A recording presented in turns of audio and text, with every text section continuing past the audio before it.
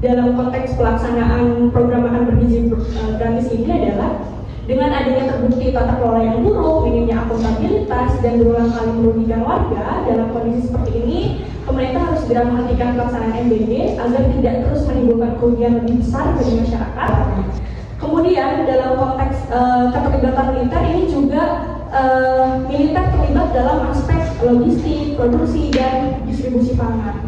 Nah, dari keterlibatan TNI dan Polri ini juga sebenarnya banyak catatan ya. Kita bisa tahu ini tidak sesuai dengan tugas pokok TNI berdasarkan Undang-Undang Nomor 34 Tahun 2004 begitu, bahwa lingkungan sekolah seharusnya menjadi ruang aman dan ramah anak, bukan tempat kontrol militer gitu ya.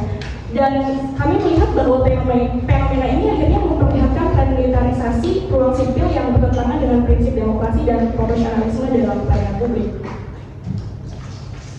Dalam hal ini, kesimpulan yang bisa kita ICW ambil sebenarnya dalam konteks pelaksanaan program MBG, kita melihat bagaimana sebuah kebijakan yang tidak bijak dan juga dibajak oleh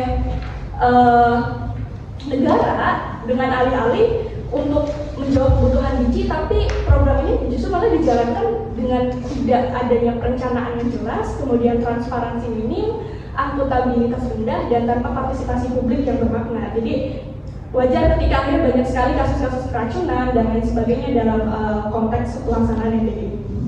Dan kita melihat bahwa kebijakan ini seharusnya menjadi instrumen pemenuhan hak warga untuk yang justru malah akhirnya berubah menjadi proyek politik dan ekonomi yang menguntungkan segelintir elit. Sehingga ini menunjukkan bahwa korupsi tidak hanya selalu dalam konteks tindak pidana korupsi gitu ya, melainkan dengan adanya pembajakan kebijakan pun ini juga jadi salah satu jalan meluruskan tindakan-tindakan korupsi tersebut.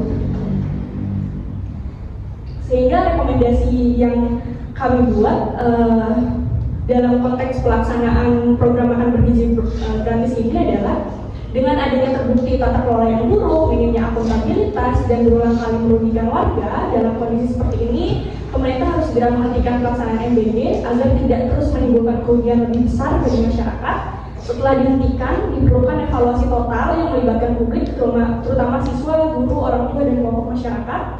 Dan evaluasi ini penting untuk memastikan kembali jika memang MBG ini akan dilanjutkan dengan perencanaan yang lebih matang, mekanisme dan pengawasan yang independen, transparansi dan akuntabilitas anggaran, serta memastikan memang program ini benar-benar berorientasi pada kebutuhan warga, bukan kepentingan politik atau ekonomi.